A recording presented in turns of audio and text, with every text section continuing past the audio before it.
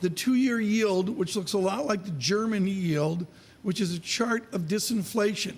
Carl Weinberg, are we disinflating, or do we need to worry about the Dallas trimmed CPI, as Chairman Powell would like us to worry about?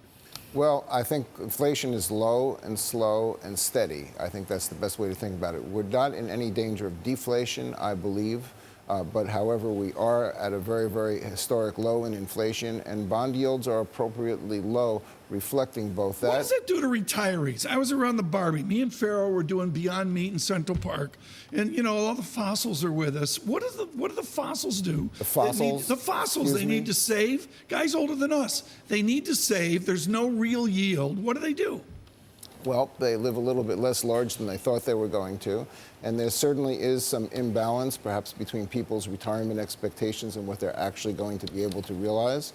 At some point, interest rates will go up again. At some point, inflation will probably go up again. At some point, the Fed will be tightening with a higher degree of intensity than it is right now, because there will be clear signs that it will be needed. It's not right at this moment. So we're at a transition point, but this is not forever. And I think that's what retirees have to look forward to, that the future will be different. But, Carl, when's at some point? Is it second half of this year, or is it after the next recession? Well, it's going to be when prices start responding to a low unemployment rate, and when the unemployment rate gets unsustainably low. At some point, the Fed has to stop the unemployment rate from falling.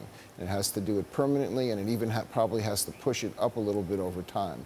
And when that point comes, the Fed will be raising rates with intensity, and when that happens, we'll see bond yields start to go up again.